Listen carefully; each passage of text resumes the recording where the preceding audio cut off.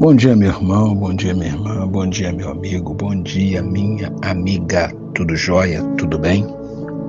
Nós estamos refletindo, lendo o Evangelho de Jesus segundo João, e eu quero ler com você no capítulo 20, o verso 19. João 20, 19 diz assim: Ao cair da tarde daquele primeiro dia da semana, estando os discípulos reunidos à porta, trancadas por medo dos judeus, Jesus entrou e pôs-se no meio deles e disse: A paz seja com vocês.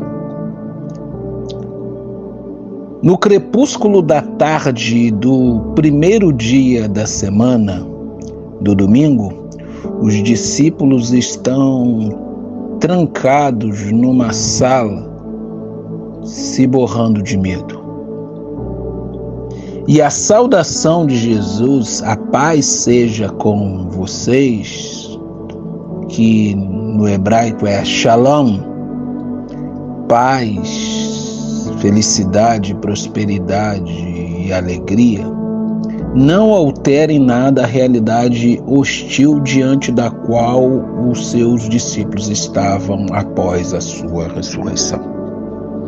Mas certamente altera o coração dos seus discípulos. A experiência com o Cristo ressurreto implica necessariamente a superação do medo. Não é necessariamente uma experiência de mudança da configuração da nossa existência ou da nossa condição de vida, mas sem dúvida é a mudança do nosso coração.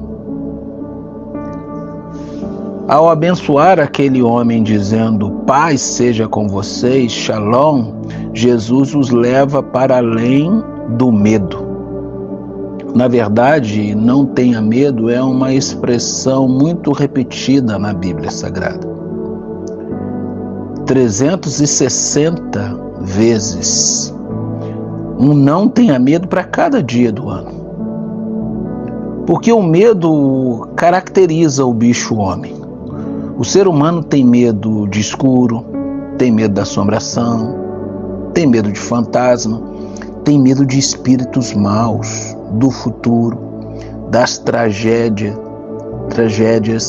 das guerras, das catástrofes, das doenças, do sofrimento, das perdas. O ser humano tem medo de pessoas malvadas, dos demônios e do diabo. Não são poucos os que têm medo até mesmo de Deus. Os evangelhos nos contam a história que quando Jesus mandou que seus discípulos atravessassem o mar da Galileia e ele ficou para trás, quando viu que os seus discípulos estavam em apuro para atravessar aquele lago, ele foi andando sobre as águas e os discípulos ficaram com medo, achando que ele era um fantasma. Pessoas têm medo de Deus também. Para algumas pessoas, Deus é uma figura ameaçadora, um ser castrador, punitivo, ameaçador, condenatório. A experiência com Cristo ressurreto implica a experiência de paz, de felicidade, de prosperidade, de alegria e da superação do medo. Com o Cristo ressurreto no meio da sala, estamos seguros. Ele nos possibilita viver a serenidade interior, aquela condição de confiança e esperança que independe das circunstâncias e das configurações da vida. Quem encontra o Cristo ressurreto, enfrenta a vida. Não é mais a vítima do medo, passa a enfrentar a vida com coragem e não tem mais medo de nada.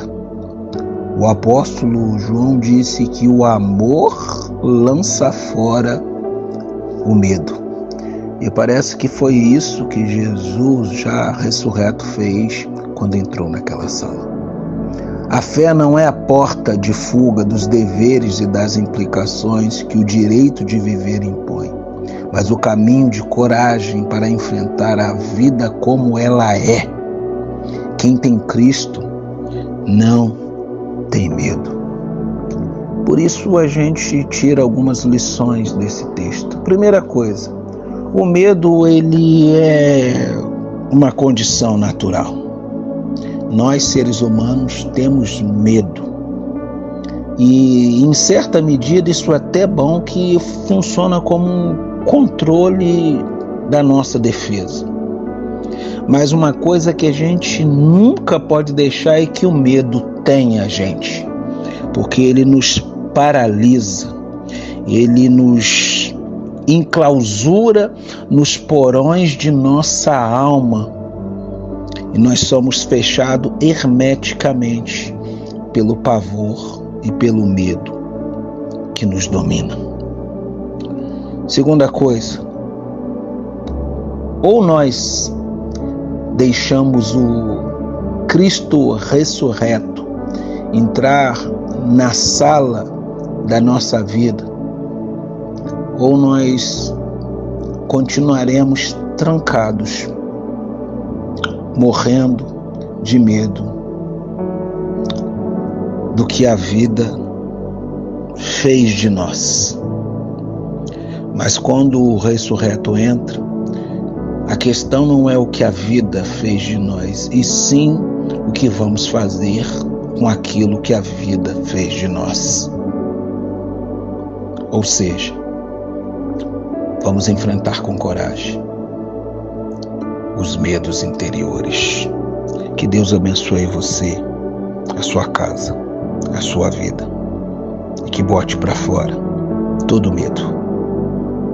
Desperte em você a coragem dos discípulos de Jesus de Nazaré.